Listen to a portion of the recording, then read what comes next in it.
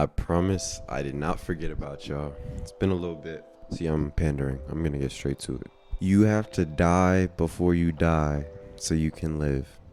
And I know that seems like a very loaded and dramatic title, but I'm gonna break it down today. These are things I'm still learning, still working on, but it's making my experience here a lot more fun and easier.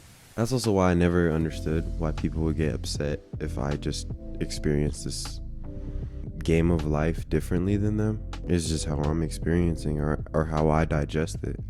And I used to get upset with other people. How do you only see that? Isn't that so ignorant? Da, da, da, da, da. But some people live a whole lifetime and just experience things the way they need to experience them, and that's okay. But I digress. I'm just gonna get into it. You have to die before you die so you can live. So what does that mean? I'm learning that we wear outfits of bodies, if that makes sense. We have a physical body, we have an emotional body, and we have a mental body. I'm sure there's more, but that's just the way I've started to understand being a human. And with these bodies, sometimes we can quickly identify with them if we feel some type of traumatic pain. We get attached to it, or we somewhere along the lines, I just started attaching to my body. I thought I was just this body. Through a series of experiences with plant medicine, dreams, sometimes even falling in and out of meditative states, I started to realize, well, maybe there's more. Maybe I'm not just the body. Maybe there's an awareness behind all these outfits. That is our true essence.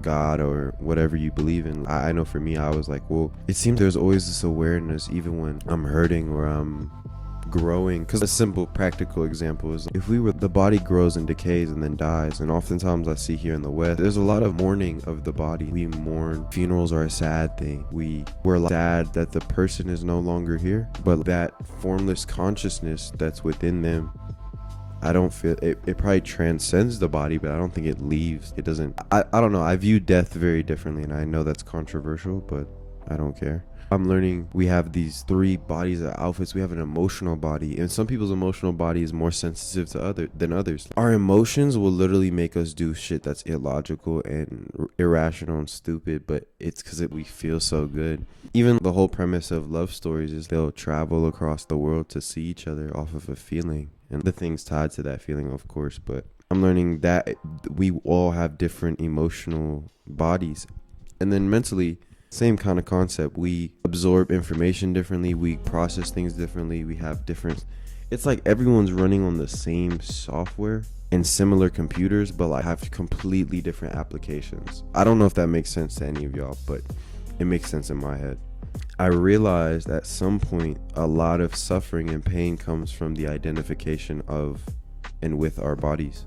Even me, I work on my body, I go to the gym, I eat right, and I've seen my body transform. I'll put up some pictures. I used to be very skinny. I used to wear hoodies in the summer, just cover up, and always wear pants because I was super thin. But through intention, God's will, I don't know, I was able to transform my body. And I'm still in that process. I think I have more in the tank, but something weird happened as I was building my body. I started to get attached to how I'm looking. I know anyone who goes to the gym, body dysmorphia, where you feel like you're always just too small, or you could get bigger, you don't think you're big enough, or some days you feel like you look huge, and then some days you feel like you look like you've never hit the gym before. Talking about that, I kind of got attached to, oh, I'm getting ripped or I'm getting bigger. I'm not even that big. There'd be units in there and I'm still working, but I started to get attached to that, and it kind of tainted my excitement for building my body, because it was no longer about just taking control and having fun with it. It was more so, oh, this grim, determined thing I have to do because I don't know how long I'll be able to look like this.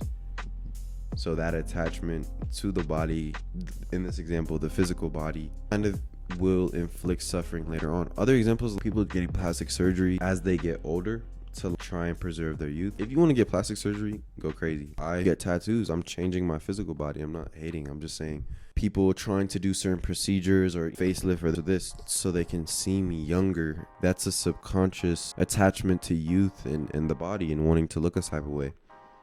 And then with our emotions, it's the same thing in a sense. Emotions are addicting because they release chemicals in our brain. So even the negative emotions, I had patterns that inflicted negative thoughts, but those negative thoughts were addicting because it, in a weird way, was giving me dopamine. That's why self-sabotage is such a slippery slope, because you could just self-sabotage, out of addiction for how it feels to be in victimhood. That, and then the mental body, I guess those kind of intertwine. The mental body as well.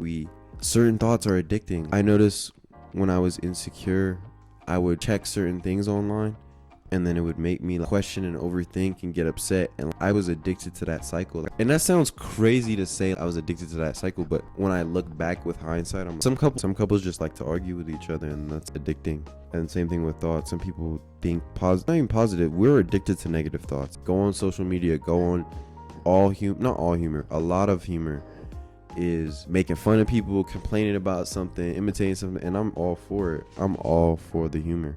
But so I feel like I got off topic, but mental, emotional, and physical body.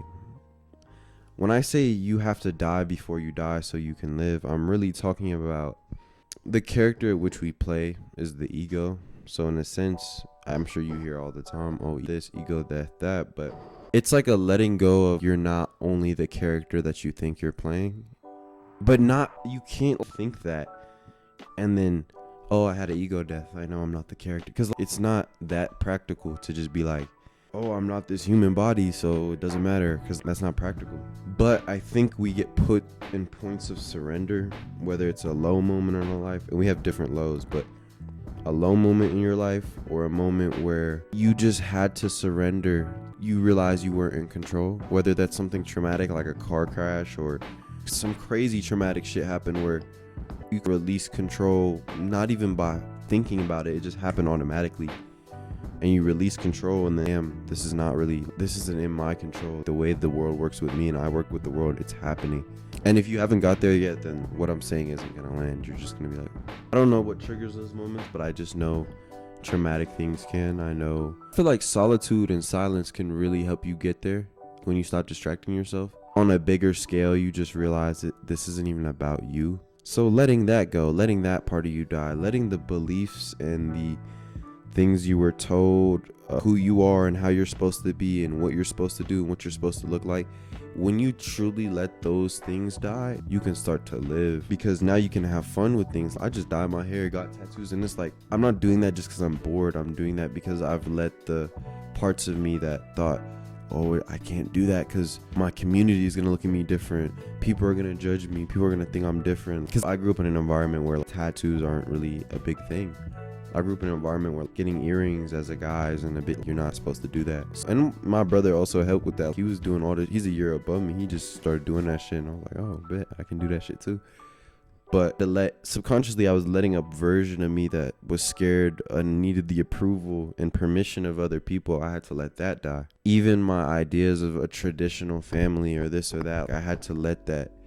I wouldn't even say I let that die. I said I wrestle with that a lot, because there's things I resonate with in terms of culture and family and how I want my family to be set up. And there's a lot of things where I'm just not with that. When I say letting your beliefs die, that's not abandoning your beliefs.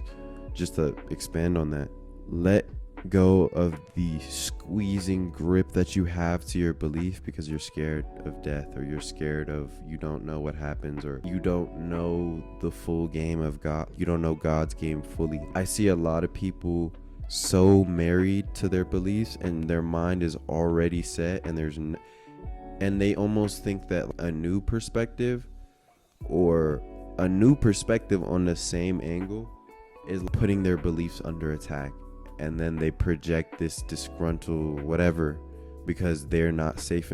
Because my beliefs have changed exponentially just by me coming to college. That wasn't a conscious decision, just based on my actions. I judge beliefs of people based on their actions, because there's so many people that say they believe X, Y, and Z, but you look at their actions and it's bullshit, or bullshit from my perspective. I don't know, but my actions have changed drastically, so my disciplines and schools of thought and beliefs change. That's the point of growth. So some people are so set on this is how things are going to be, this is how things are going to happen after we die, these are things that, whatever that attachment is, if you're truly playing this game of life freely with love, you're not upset when somebody else doesn't get the game fully. Yet people who claim they're so full of love, it's like this ego thing. I don't know. And even me, I have to be careful when I'm talking about information and sharing concepts, because sometimes this shit can get to my head. I'm smart as fuck. These niggas not fuck with me. But at the same time, I have to remember, this isn't even me. It's not, yes, the character of Kareem is sharing, and that's cool. I just want to share because it's therapeutic, not only for me, but there are people out there where I feel if this lands for one person, I'm over the moon. And I'm not even saying that to be humble or noble. I'm saying that because I also see a lot of people with a lot of influence, but what are they influencing though? They have 500K, but how many lives are they changing? Or it's not even about changing lives because that's just comparison, but I'm saying, I guess for me, the fulfillment of the number of having 100K on YouTube or 10K, I feel cool. I want that for sure. I'm not gonna pretend I don't, but I want that from the lens of, oh, that'd be a lot of people I can influence, and they can influence a lot of people, and then change can start to happen. But change happens with one person. So I guess it's segue into thank you for watching my videos. For those who's 26 of y'all subscribe to me, I really do appreciate y'all, because I know it's not about the numbers. I know it's not about notoriety, because all that shit will come if the message, and honestly, I don't even know if all that shit will come. I want to just attract the group of people where the things I'm saying are landing, and it feels like a community. That's what I would want. Notice I also just start to riff and get off topic, but letting your beliefs die, I just mean letting go of your attachment that your beliefs are the law, and just try. Because my beliefs have changed by trying things. Because I avoided pain so much, I was never the kid to be slap boxing and all that shit. I was just chilling. I never used to do that because part of me was scared of getting hurt, scared of getting popped in the face and shit. But then got to a point within basketball, within anything, I understood physical pain. Even working out, the physical pain of working out creates strength. So now my belief system on pain and enduring it changed. Taking a cold shower hurts, for me at least. That shit hurts because it's not my physical body. It hurts my ego, because my ego's like, no, you want to take a warm shower, you want to be safe, you want to be full. You know what I'm saying? You want to watch a video, you want to do all these things, but I'm forcing it to be uncomfortable, and that's what hurts. But it creates strength, it creates character. So I guess I'm saying I'd let the ego, not even the ego die, because we have an ego to express the human ignorance of our experience. That's part of it. But I guess just let go of your attachment to need to know everything. And then your perceptions of who you've been told and who you're allowed to be. I think anyone who went to high school with me, I don't know if it's a shell shock for them or like, oh, that's cool that you do that. I wasn't like this in high school. I wasn't like this in middle school. I wasn't like this really around my family too much. I talked a lot. I goofed around a lot, but I wouldn't really share these types of thoughts because I could tell it could ruffle feathers, or it could just like throwing a wrench in the gear. I also just didn't feel comfortable or confident enough to say what I'm saying now. Being told that you're supposed to act this way, you're supposed to look like this, you're supposed to carry yourself like this. People get too subconsciously. When I say subconscious, it's not a choice. It's not active. I'm going to do this. It's more like I'm just doing this because of what I'm observing. But I think subconsciously we mold into who we think we should be for other people. We do this on a very subconscious level because as children or just growing up, you see, if you sit down and be quiet and eat your applesauce, that your parents are going to show you more love than if you're standing on the chair screaming, having a tantrum, doing whatever you want to do. So in our coding, in our software, we start to understand that, wait, so there's certain things I can do to receive more or less love. Even in the social spaces, if you're flexing a lot of money, or you're with a lot of women, or you're doing something crazy, that seems to get more views. So then content creators learn this, and then infinite money glitch because they're just playing into the algorithm, and it's supposed to be like that.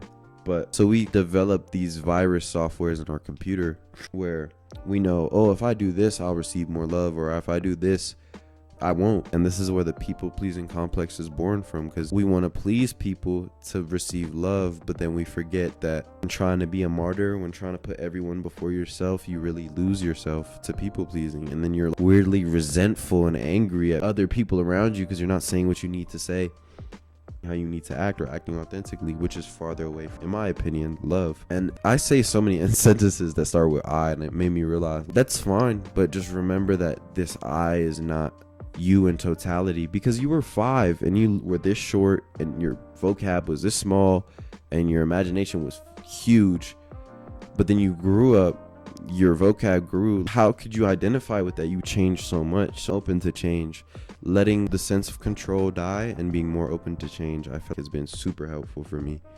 And I'm not gonna lie, some things still feel like recording videos and stuff and posting them. Sometimes it feels like there's a part of me that's like the part of me that hasn't fully died yet, because the thoughts creep up in because you think you should or whatever. And the thoughts, just paying attention to that. So when you let these things die, which I'm still in the process of doing, I feel like living becomes so much more fun, so much more light, so much more joyous. You're not condemning others around you. You're not judging others around you. I used to say I'm working on judgment, but I realized when you understand the scope of the game that God's playing here, you start to understand that you can't pretend to be humble. You're almost overwhelmed with humility because it's not about me, but I can be a main character. But it's not about me. And then, I don't know, I feel like being of service and wanting to help people and do shit like that, it just becomes second nature. I feel like when you're really in tune with love, and I'm not saying I'm there yet, but you want to share it. You want to share a laugh. You want to share a moment with someone. You want to share feelings for someone. You want to. I guess if you're not at a place where you want to, then maybe because you're still in the game of like, my life is so serious, this, and this. And I'm not saying this to dismiss people's pain. Because I understand.